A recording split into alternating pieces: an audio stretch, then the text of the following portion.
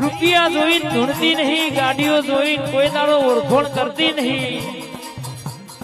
મને તો ભાવ હોય તો હું દીપો જઉં છું, બાકી કરોડના બંગલા હોય તો તમને મુબારક.